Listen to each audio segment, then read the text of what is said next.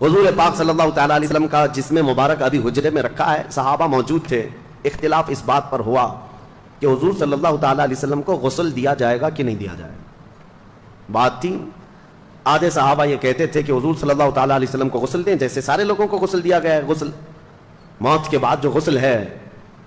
اب حضور صلی اللہ تعالیٰ علیہ وسلم کے لباس پاک کو کوئی ہٹائے، حضور کے لباس کو کوئی ہٹائے اور کوئی دوسرا غسل دے، ان معاملات کو لے کر کے صحابہ حجرے میں کھڑے ہو کر کے آپس میں یہ باتیں کر رہے تھے۔ یہ اختلاف مذموم نہیں، محمود تھا۔ بعض کہہ رہے تھے غسل دیا جائے، بعض صحابہ کہہ رہے تھے نہیں، نبی پاک صلی اللہ تعالیٰ علیہ وسلم نور علی نور، اللہ کے رسول صلی اللہ تعالیٰ علیہ وسلم اسی حالت میں دنیا سے جائیں گے۔ صحابہ میں یہ بات ابھی چل رہی تھی، حدیث شریف ہے، صحیح حدیث ہے بخاری کی بھی، کہ اچانک وہ حجرے میں جتنے کھڑے صحابہ تھے، چھوٹا حجرہ تھا، بہت سارے لوگ اندر آ نہیں سکتے تھے، جتنے صحابہ کھڑے تھے وہ کہتے ہیں ہم کو غنودگی طاری ہوئی، نیند آ گئی، آنکھیں جھپکی اور سب کے سب وہاں پر اونگنے لگے۔ تھوڑی دیر جھپکی آئی، پھر آنکھیں کھلی تو دیکھتے ہیں حضور کو غسل دیا ہوا ہے، نبی پاک صلی اللہ تعالیٰ علیہ وسلم غسل شدہ ہیں، پانی کے قطرات ٹپک رہے ہیں، مسئلہ حل ہو گیا، اب لڑنا کسی بات پر نہیں تھا۔ دوسرا اختلاف اس بات پر ہوا کہ نبی پاک صلی اللہ تعالیٰ علیہ وسلم کو کہاں دفن کیا جائے۔ بعض صحابہ کہتے تھے مکہ میں لے جائیں، ان کا آبائی وطن ہے۔ بعض کہتے 30,000 کے قریب انبیاء اکرام بیت المقدس کے آس پاس دفن ہیں، حضور صلی اللہ تعالیٰ علیہ وسلم کے بھائی ہیں سارے انبیاء، وہاں لے جا کر کے دفن کریں۔ اور بعض صحابہ کہتے نہیں، ہم مدینے سے باہر نہ لے جائیں۔ یہ اختلاف تھا، 3 جماعتیں تھیں۔ پھر سیدنا ابو بکر صدیق رضی اللہ تعالیٰ عنہ سے یہ حدیث آپ نے سنائی کہ میرے آقا صلی اللہ تعالیٰ علیہ وسلم نے اپنی زندگی میں فرمایا تھا اللہ کے ہر نبی کو وہیں دفن کیا جاتا ہے جس جگہ ان کی روح قبض کی جاتی ہے۔ مسئلہ حل ہو گیا۔ ہاں، فرمایا کہ حضور صلی اللہ تعالیٰ علیہ وسلم کی روح پاک یہاں قبض کی گئی، حضرت عائشہ کے مکان میں، تو اب یہیں دفن ہوں گے۔ اس بات کا بھی خلاصہ ہوا۔ اب ان کے بعد حضور اکرم صلی اللہ تعالیٰ علیہ وسلم کی تدفین کے بعد نماز جنازہ کے بارے میں بہت سارے لوگ پوچھتے ہیں، حضور کی جنازے کی نماز کیسے ہوئی؟ وہ ایک ساتھ جمع غفیر کے نماز ادا نہیں کی گئی تھی، بلکہ حضور صلی اللہ تعالیٰ علیہ وسلم کے جسم پاک کو حجرے میں ہی رکھا گیا تھا، اور صحابہ کی ایک ایک جماعت آتی تھی، نماز پڑھتی تھی اور چلے جاتے تھے۔ بلکہ یہ نماز جنازہ، اس نماز جنازہ کے بارے میں بھی صحابہ میں باتیں ہوئی کہ کون پڑھے گا، کون پڑھائے گا، کس طرح سے۔ اب اس میں پھر حضور کی ہی ایک روایت، حدیث صحابہ نے سنائی کہ اللہ کے نبی نے فرمایا کہ تم سب کے سب میرے حجرے سے باہر چلے جانا۔ سب سے پہلے حضور صلی اللہ تعالیٰ علیہ وسلم کے جسم اقدس کے پاس نماز جنازہ کے لیے کوئی اور نہیں، جبرائیل امین آئیں گے، سید الملائکہ حاضر ہوئے فرشتوں کی جماعت کے ساتھ۔ پھر ان کے بعد حضرت میکائیل علیہ السلام، پھر حضرت اسرافیل علیہ السلام، پھر حضرت اسرائیل علیہ السلام، انہوں نے نمازیں ادا کی فرشتوں کی جماعتوں کے ساتھ۔ اور ان کے جانے کے بعد پھر حضرت ابو بکر صدیق اندر آئے صحابہ کی جماعت کے ساتھ، پھر ایک کے بعد دیگر صحابہ داخل ہوئے اور سبوں نے اپنی اپنی نمازیں ادا کی۔ اب یہاں ایک مسئلہ بتاؤں، نماز جنازہ جو ہوتی ہے وہ میت کی بخشش اور اس کی مغفرت کی دعا کے لیے ہوتی ہے۔ اب رسول پاک صلی اللہ تعالیٰ علیہ وسلم کی نماز جنازہ پڑھنے والے حضور کے لیے مغفرت کی دعا کرنے گئے تھے، حضور کی بخشش کا سوال کرنے گئے تھے؟ ارے وہ رسول جو ہاتھ نہ اٹھائے تو قیامت میں کسی کا حساب نہ ہو۔ نماز جنازہ 2 طریقے کی ہے، اسی لیے فرمایا گیا نماز جنازہ میں حاضر ہو جاؤ، تمہاری کثرت جو ہوگی، تمہاری جماعت ہوگی، تم اس کی مغفرت کی دعا کرو گے، اللہ میت کو معاف کر دے گا۔ ایک روایت، اور فرمایا اگر کوئی بہت نیک انسان کا انتقال ہوا تب بھی جنازہ پڑھو، اس لیے کہ جتنے شریک ہوں گے ان کے گناہ معاف ہو جائیں گے۔ تو وہاں یہ مسئلہ بھی حل ہے۔ رسول کریم صلی اللہ تعالیٰ علیہ وسلم کے نماز جنازہ میں جو گئے تھے وہ سب کے سب مستفیض ہو کر کے آئے، حضور سے انوار و برکات لے کر کے آئے۔ دفن کی بات، بدھ کے دن حضور صلی اللہ تعالیٰ علیہ وسلم کی تدفین ہوئی، 2 دن کے بعد، پیر کے بعد سے لے کر کے بدھ کے دن تک نبی پاک صلی اللہ تعالیٰ علیہ وسلم کے کثیر صحابہ تھے، نماز پڑھنے میں ہی یہ وقت نکلتا رہا۔ اور تدفین کے بعد اب جو معاملہ سب سے پہلے درپیش ہے مسلمانوں کی امامت کا، مسلمانوں کی عمارت کا، حضور کے جاتے ہی اختلافات اس قدر ہو گئے تھے باہر صحابہ میں نے، دیگر لوگوں میں جو نفس پرست لوگ تھے، کچھ تو نبوت کا جھوٹا دعویٰ بھی کر بیٹھے ہیں۔ حضور کے جاتے ہی اسود عنسی نام کا ایک شخص کھڑا ہوا، مسیلمہ کذاب ایک شخص کھڑا ہوا، اور لوگوں میں کثرت سے وہ اپنا انفلوئنس بڑھاتے ہوئے، اثر و رسوخ بڑھاتے ہوئے لوگوں کو اپنی طرف مائل کیا، میں اور سچا رسول ہوں، میں اور سچا نبی ہوں، ایسا سہولت دینے لگا. تو سہولت کے پیچھے بھاگتے ہیں وہ ایسے نبیوں کے پیچھے بھاگتے ہیں. شریعت حضور صلی اللہ تعالیٰ علیہ وسلم کی، اسی لیے مسلمانوں ہمیشہ یاد رکھو کہ اگر تم تن آسانی چاہو گے تو شیطان کسی بھی گڑھے میں لے جا کے تمہیں گرا دے گا. تم ہمیشہ یہ یاد رکھو میری طبیعت چاہے یا نہ چاہے جو میرے مصطفیٰ کی شریعت ہے وہی حق ہے. لوگ آتے ہیں بیوی کو 3 طلاق دے دیا، ہم نے بتا دیا ہے کہ ہو گئی ہے، پھر وہ ایسا کوئی مولوی ڈھونڈتے ہیں جو اس سے کہے کہ نہیں ہوئی ابھی رہ سکتا ہے. وہ ڈھونڈتے رہتے ہیں کہیں نہ کہیں سے سہولت چاہتے ہیں، جبکہ صحیح احادیث اور صحیح قرآن کی آیات سے جو مسئلہ مل گیا تو اس کے بعد اپنی خواہشات کو ختم کر دو. یہی شریعت ہے. اور لوگوں کو آسانی چاہیے. روزے میں بھی کوئی 1 گھنٹہ پہلے افطار کرنے کی پرمیشن دینے لگ جائے تو اس کے بھی بہت سارے مرید بن جائیں گے کہ ہمارے یہاں کنسیشن ہے. بہت سارے ایسی جگہوں پر بنتے بنتے فرقے اسی لیے بن گئے شیطان کے، وہ آلہ کار بن جاتے ہیں، شیطان ان کو لے جاتا ہے. وہ جھوٹے نبی جو پیدا ہوئے تھے حضور کی وفات کے فوراً بعد، وہ ایسی ہی سہولتیں بانٹ رہے تھے کہ ہمارے ہاں ایسا ہے، ہمارے ہاں اتنی نمازیں نہیں، ہمارے ہاں اتنی زکوٰۃ بھی نہیں دینی، آؤ پیچھے چلو، جہاں جنگ میں غنیمت کا مال آئے گا وہ سب بانٹیں گے ہم. وہ الیکشن کی طرح ایک پارٹی اتنا اعلان کرے، دوسری پارٹی اس سے زیادہ اعلان کرے. ایک کہے بجلی فری تو دوسرے کہے عورتوں کو ٹکٹ فری. یہ لوگوں کو بہلانے اور پھسلانے کے جو ترغیبی انعامات ہوتے ہیں. میرے عزیزو ایک بات یاد رکھنا، شریعت مصطفیٰ صلی اللہ تعالیٰ علیہ وسلم میں اگر کوئی اس طرح کی چیزیں لائے تو اس کو نکال کر پھینک دینا. اگر کانٹوں پر بھی چلنا پڑے تو مجھے وہی راستہ پسند ہے جو میرے مصطفیٰ کریم کا ہے، وہی راستہ ہے. اب حضور اکرم صلی اللہ تعالیٰ علیہ وسلم کی تدفین کے بعد جو سب سے اہم معاملہ تھا وہ امامت کا تھا، خلافت کا تھا. اب کون امیر ہوگا، کون امام ہوگا مسلمانوں کا. یہ ایک ایسی سچویشن تھی صحابہ کے لیے کہ اگر یہ فوری طور پر حل نہیں ہوتا تو دشمنان اسلام ان کی جماعتوں کو ٹکڑے کر دیتے. صحابہ اکرام کے دشمن کم نہیں تھے، یہ لڑ رہے تھے، مسلسل لڑ رہے تھے. کتنے بازنطینی حکومتیں، ایرانی حکومتیں، رومی حکومتیں سب ان کی دشمن بنی بیٹھی ہوئی تھیں. ساسانی حکومتیں، بہت ساری حکومتیں ان کی دشمن بنی بیٹھی ہوئی ہیں. اگر ایسے میں ان کا کوئی امیر نہیں ہوتا، اگر کوئی ان کا خلیفہ نہیں، اگر امام نہیں ہوتا تو پھر دوسری حکومتوں کو مدینے پر چڑھائی کرنے میں ذرا برابر وقت نہیں لگتا. اور پھر پلس ہوا کیا ہے، کچھ تو لوگ مرتد ہو رہے تھے. مرتد کہتے ہیں اسلام کو چھوڑ کر پھر جانا. کچھ لوگ زکوٰۃ کے منکر بن گئے، کہا ہم زکوٰۃ نہیں دیں گے، اور رسول اللہ کے زمانے میں دیتے تھے اب نہیں دیں گے، وہ پھر گئے، مرتد ہو گئے. اور کچھ اسود انسی، طلحہ بن خالد خویلد، اور اس کے علاوہ مسیلمہ کذاب جیسے جھوٹے نبی. ارے جھوٹے نبیوں کی ایسی تعداد بڑھتی جا رہی تھی کہ ایک عورت بھی نکل آئی اس میں کہ میں بھی نبی ہوں. اور نبوت کا دعویٰ کرتے کرتے وہ جا کر مسیلمہ کذاب، وہ بھی نبوت کا دعویٰ کیا تھا، اس سے جا کے شادی بھی کر لی. ایک ہی گھر میں 2 جھوٹے ہیں، شوہر بھی اور بیوی بھی. اور یہ کذاب دجال، جو بھی حضور کے بعد نبوت کا دعویٰ کرتا ہے اس کو دجال کہا گیا ہے. سب سے بڑا جھوٹا دنیا کا، سب سے بڑا جھوٹا اس کو دجال کہتے ہیں. یہ حالات جب پیش آئے، اب خلافت کے لیے حضور نے کسی کو جانشین مقرر نہیں کیا. صحابہ کے لیے کتنا بڑا امتحان تھا یہ. تو جو انصار صحابہ تھے مدینے کے، انصار صحابہ میں میٹنگ شروع ہو گئی. مدینے والے تھے صحابہ، اور یقیناً وہ بہت ہی ایثار و قربانی والے صحابہ ہیں. حضور صلی اللہ تعالیٰ علیہ وسلم پر انہوں نے اپنی جانیں نچھاور کی ہیں، اپنی اولاد وار دی ہیں، کچھ نہیں رکھا تھا. وہ انصار صحابہ کی آپس میں میٹنگ چل رہی تھی. وہ آپس میں سعد ابن عبادہ رضی اللہ تعالیٰ یا پھر دیگر صحابہ اکرام کو آگے بڑھا کر وہ یہ کہہ رہے تھے کہ اب ہم آپ کو امیر مقرر کرتے ہیں، کیونکہ رسول اللہ صلی اللہ علیہ وسلم سے ہمارے جو تعلقات ہیں، انصار کے لیے جو حضور نے دعائیں کی ہیں وہ بہت زیادہ ہیں، تو خلافت کا حق یا امیر بننے کا حق انصار کو ہے.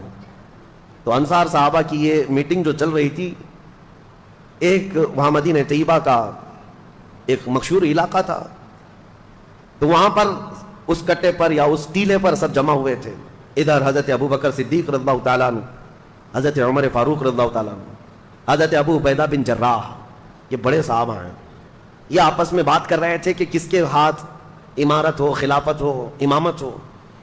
تو اسی اسنا میں حضرت عمر فاروق رضی اللہ تعالیٰ عنہ نے کہا کہ انصار کے درمیان آلریڈی یہ باتیں چل پڑی ہیں، کون بنے گا، کیا ہوگا. تو حضرت ابو بکر صدیق اس جماعت میں آئے جہاں میٹنگ چل رہی تھی. آئے، یہاں دیکھا تو وہاں خلافت کی باتیں چل رہی تھی اور انصار اپنا کوئی امیر مقرر کرنا چاہ رہے تھے. اب انصار میں سے کوئی اگر امیر مقرر ہوتا تو بڑے مسئلے تھے. اس کی وجہ کیا ہے، مدینے میں 2 خاندان ہیں، اوس اور خزرج. میں نے سیرت کے بیان میں سنایا ہے. اوس اور خزرج یہ دو خاندان ہیں، اور یہ صحابہ انہی دو خاندانوں میں سے ہیں. آج تک وہ خاندان موجود ہے مدینے میں، اوس اور خزرج. اور دونوں کی اتنی سخت لڑائیاں تھیں کہ یہ دونوں قبیلوں میں 120 سال تک لڑائی چلی. عرب کی مشہور جنگ اوس اور خزرج کے بیچ میں. لیکن وہ دائرہ اسلام میں داخل ہو گئے صحابہ، حضور صلی اللہ تعالیٰ علیہ وسلم کے دامن رحمت سے وابستہ ہو گئے. لیکن اب انصار صحابہ میں دونوں قبیلے ہیں، اوس بھی ہے خزرج بھی ہے. اوس بھی ہے خزرج بھی ہے. اگر ان میں سے کسی ایک ہی کو تو خلیفہ بنانا ہے، اگر وہ اوس قبیلے کا بنتا تو خزرج والوں کو ناگواری ہو جاتی. بہت پرانی لڑائیاں چلی ہیں. خزرج قبیلے سے کوئی بنائے جاتے ہیں تو اوس والوں کے لیے مسئلہ ہوتا. اور اس کے علاوہ تیسرا مسئلہ یہ تھا کہ یہ مدینے والے لوگ تھے، اور قریش خاندان پورے عرب میں سب سے عظمت والا خاندان مانا جاتا تھا، کیونکہ خانہ کعبہ کی چابی ان کے پاس ہوتی. اور عرب کے چھوٹے بڑے جتنے قبیلے ہیں وہ سب قریش کو سلام کرتے. قریش خاندان کی عظمت، اس کی سیادت، اس کی حکومت کو تسلیم کرتے تھے زمانے جاہلیت میں بھی. اب قریش کے علاوہ اگر کوئی دوسرا بن کر آتا تو جو چھوٹے موٹے قبیلے ہیں وہ کبھی سردار تسلیم نہیں کرتے. عربوں کے اندر یہ رواج. عرب قبیلے اور پھر مکہ میں رہنے والے دوسرے قبیلے اوس اور خزرج کے کسی کو امیر وہ نہیں قبول کر پاتے. حضرت ابو بکر صدیق کی دانائی تھی، دور اندیشی تھی، وہ سب حالات جانتے تھے. سیاست اسی کو کہتے ہیں، اصل سیاست. اس کے بعد حضرت ابو بکر صدیق آئے. ثقیفہ بنی ساعدہ جو علاقہ ہے وہاں پر، وہ جو ٹیلا ہے وہاں پر سارے انصار صحابہ تھے. کھڑے ہو کر حضرت ابو بکر صدیق نے خطبہ دیا. وہ ایسا خطبہ تھا سب کے رونگٹے کھڑے کر دیے. ابھی ابھی حضور کے جانے کا غم تازہ تھا، اور سارے صحابہ جانتے تھے سب سے زیادہ حضور کے ساتھ رہنے والے حضرت ابو بکر ہی تھے. حضرت ابو بکر نے یہ نہیں کہا اے لوگوں میں خلیفہ بننے آیا ہوں، نہیں، ایک جملہ بھی نہیں فرمایا. یہاں میں تاریخ کی سچائیاں آج رکھ رہا ہوں آپ کے سامنے. ان جھوٹے کالے لوگوں کے اوپر یہ زناٹے دار تھپڑ ہے جو حضور سیدنا ابو بکر صدیق پر انگلیاں اٹھاتے ہیں، غصب کر کے خلافت لے لیا. نہیں، وہاں پر آئے انصار صحابہ کی جماعت کے درمیان خطبہ دیا اور کہا اے انصار، تمہاری قربانیاں ہمیں یاد ہیں. جب ہم آئے تھے بے گھر تھے، تم نے یہاں گھر دیے.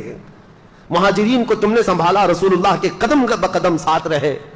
اے انصار، تمہاری قربانیاں سب ہم یہ تسلیم کرتے ہیں. لیکن مسئلہ یہ کہ اگر تم میں سے کوئی امیر مقرر ہو گیا، کوئی خلیفہ مقرر ہو گیا تو عرب کے دوسرے قبیلے اس کو تسلیم نہیں کریں گے، بغاوت ہو جائے گی. مکہ والے اور قریش والے اس بات کو تسلیم نہیں کر پائیں گے. اس لیے رسول کریم صلی اللہ تعالی علیہ وسلم جس خاندان سے تھے اسی خاندان کا کوئی امیر ہونا چاہیے. مسئلہ حل ہو گیا. حضور صلی اللہ تعالی علیہ وسلم جس خاندان سے، قریش سے، کہا کہ قریش سے ہی ہم اپنا امیر مقرر کرتے ہیں. اس کے لیے حضرت ابو بکر نے حضرت عمر کا ہاتھ پکڑا اور ایک ہاتھ حضرت ابو عبیدہ کا پکڑا. یہ دونوں قریش خاندان سے ہیں. دونوں کو کھڑا کر دیا اور کہا اے گروہ انصار، کیا میری اس بات کو تم تسلیم کرتے ہو، منظور کرتے ہو، قبول کرتے ہو؟ سارے انصار نے کہا آپ جو کہہ رہے ہیں حق ہے، قریش سے ہونا چاہیے. پھر کہا اگر قریش سے ہونا چاہیے تو سنو، میرے نزدیک قریش میں افضل ترین لوگ یہ ہیں، ایک ہاتھ میں میرے عمر ہے، ایک ہاتھ میں ابو عبیدہ ہے. سارے مسلمان ان دونوں میں سے کسی ایک کو اپنا امیر مقرر کر لیں. یہ حضرت ابو بکر صدیق نے فرمایا ہے. زبردستی خلافت حاصل کر لی؟ نہیں. خلافت کیسے آئی وہ میں آپ کو تاریخ بتا رہا ہوں. ثقیفہ بنی ساعدہ وہ چوٹی پر ٹیلے پر حضرت ابو بکر نے حضرت عمر کا ہاتھ پکڑا، حضرت ابو عبیدہ کا ہاتھ پکڑا اور کہا کہ یہ دونوں افضل ترین لوگ ہیں قریش میں بھی اور تم میں بھی، ان میں سے کسی ایک کو چن لو. انصار صحابہ سب دیکھ رہے تھے. جیسی حضرت ابو بکر نے یہ اعلان کیا اور بیٹھے ہیں، حضرت عمر کھڑے ہو گئے اور حضرت ابو عبیدہ بھی کھڑے ہو گئے. جن دونوں کا اعلان حضرت ابو بکر نے کیا تھا، نامزد کیا تھا، یہ دو امیدوار ہیں، ان کو کھڑا کیا گیا، چن لو مسلمانوں. تو یہ دونوں پہلے کھڑے ہوئے اور سارے گروہ انصار اور مہاجرین جتنے تھے مدینے میں سب کو مخاطب کر کے حضرت عمر کہتے ہیں اے رسول اللہ کے تمام اصحاب سنو، حضرت ابو بکر نے میرے نام کا تمہارے سامنے اعلان کیا، تمہارے چننے کے لیے تم سب گواہ ہو جاؤ. اللہ کو گواہ مانتے ہوئے میں ابو بکر کے ہاتھ پر بیعت کرتا ہوں. میں نے ان سے افضل رسول اللہ کی زندگی میں کسی کو نہیں دیکھا. حضرت ابو عبیدہ نے دوسرا ہاتھ پکڑا اور کہا میرے بھائی عمر نے جو کہا اس پر مجھے کوئی شک نہیں ہے، ابو بکر کے علاوہ ہم میں سے کوئی افضل نہیں. اس لیے کہ رسول اللہ صلی اللہ تعالی علیہ وسلم اپنی علالت کے درمیان، اپنی بیماری کے دوران 17 مرتبہ ابو بکر صدیق کو مصلی امامت پر بڑھایا تھا. انہوں نے کہا رسول اللہ نے ہمارے دین کے لیے جو امام پسند کیا ہے وہ ہماری دنیا کا بھی امام ہوگا. یہ خلافت شروع ہوئی. یہاں پر معاملات یہ ہیں کہ حضرت ابو بکر صدیق رضی اللہ تعالیٰ عنہ کے ہاتھ پر جیسے ہی دونوں اصحاب نے بیعت کیا، سارے انصار جماعت در جماعت آئے اور سبوں نے بیعت کرنا شروع کر دیا، اور سبوں نے اعلان کیا کہ یہ اللہ تعالیٰ کا انتخاب ہے۔ ان میں سے کسی کو بھی اختلاف نہیں ہوا حضرت ابو بکر کے نام پر، کسی کو نہیں۔ اب ایک چیز بتائی جاتی ہے حضرت مولا علی کرم اللہ وجہہ الکریم کے متعلق کہ حضرت علی رضی اللہ تعالیٰ عنہ اس مجلس میں نہیں تھے۔ یہ جو خلافت کا سلسلہ چل رہا تھا، صحابہ کے اتفاق رائے سے یہ چنا ہوا ہے، سب کی اتفاق رائے سے، اس میں مولا علی کرم اللہ وجہہ الکریم حاضر نہیں تھے۔ تو اب یہاں پر بہت سارے لوگ یہ کہتے ہیں کہ حضرت علی کو اختلاف تھا اس لیے وہ حاضر نہیں تھے اور وہ ان کو خلیفہ مانتے ہی نہیں تھے۔ اور بڑھ کر کے شیعہ حضرات تو یہ کہتے ہیں حضرت علی تقیہ کرتے تھے۔ تقیہ کا مطلب کیا ہے؟ حالات سے اصل چیز کو دل میں چھپا کر کے رہنا، یعنی حاکم اگر سخت ہے تو کچھ باتیں اپنے دل میں چھپا کر کے اس کی مرضی کے مطابق کام کرتے رہنا، اس کو تقیہ کہتے ہیں۔ یہ کرتے ہوں گے مولا علی کے بارے میں تم سوچتے ہو؟ حیدر کرار جس کی شمشیر کا کوئی جواب نہ ہو، وہ دل میں چھپا کر کے کوئی بات عمل کرے گا؟ ہرگز نہیں، ہم اس بات کو تسلیم نہیں کرتے۔ ہاں اب ہم یہ بتا سکتے ہیں کہ حضرت علی کرم اللہ وجہہ الکریم کا خود روایت میں آپ کو بتاؤں، حضرت علی رضی اللہ تعالیٰ عنہ کی روایت کیا ہے خلافت کے معاملات میں۔ یہ معاملات ہوئے تقریباً 6 مہینے گزر گئے، حضرت علی رضی اللہ تعالیٰ عنہ خود حاضر ہوئے، حضرت ابو بکر صدیق رضی اللہ تعالیٰ عنہ کے ہاتھ میں ہاتھ رکھ کر کے آپ نے بیعت کیا۔ اب سنیے حضرت علی کیوں نہیں بیعت کیے، 6 مہینے کیوں گزرے ہیں؟ ہر ایک کے کچھ نہ کچھ اسباب ہوتے ہیں، وجوہات ہوتے ہیں۔ یہ مسئلہ میں اور آپ کیوں پوچھیں کہ حضرت علی کیوں نہیں آئے تھے؟ میرے اور آپ کے پوچھنے سے بہتر تو یہ ہے کہ حضرت ابو بکر صدیق خود ہی پوچھ چکے ان سے کہ علی اتنے دن کیوں نہیں آئے، مسئلہ صاف ہو جائے گا۔ جن کا معاملہ ہے وہ خود ہی سوال کر چکے ہیں۔ سنو، حضرت علی کرم اللہ وجہہ الکریم، آپ سے کسی نے کہا کیا آپ ابو بکر سے اپنے آپ کو افضل کہتے ہیں؟ کیا آپ اس خلافت کے اپنے آپ کو حقدار سمجھتے ہیں جس کی وجہ سے آپ نے بیعت نہیں کی؟ سیدنا مولا علی کرم اللہ وجہہ الکریم نے فرمایا ایسی کوئی بات نہیں، میں نے یہ عہد کر لیا تھا دل میں کہ جب تک جو وہی نازل ہو رہی تھی قرآن پاک، حضرت ابو بکر صدیق کی خلافت کا ایک اہم کام میں آپ کو بتاؤں، اہم کام، آپ جامع القرآن ہیں، قرآن پہلے پتوں پر لکھا ہوا تھا، چمڑوں پر لکھا ہوا تھا، پتھروں پر لکھا ہوا تھا، کیونکہ 23 سال تک قرآن اترتا رہا اور سب صحابہ کے پاس الگ الگ جگہ پر تھا۔ یہ حضرت ابو بکر صدیق کے زمانے خلافت میں قرآن کو جمع کرنے کا کام شروع ہوا، اور حضرت ابو بکر صدیق نے اپنی خلافت کے زمانے میں قرآن کو جو جگہ جگہ ادھر ادھر تھا سب کو جمع کر لیا۔ اب سنو، یہ حضرت ابو بکر صدیق کی خلافت کا اہم کارنامہ ہے۔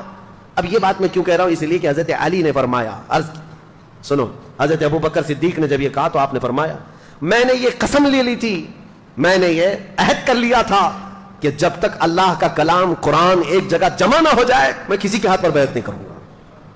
مقصد اس کے علاوہ اور کچھ نہیں تھا، لیکن بہت سارے کھٹملوں کو پتہ نہیں کیا کیا چیزیں مل جاتی ہیں، اس لیے نہیں کیا تھا، اس لیے نہیں کیا تھا، اختلافات ہوئے تھے، فلاں ہوئے تھے، نعوذ باللہ۔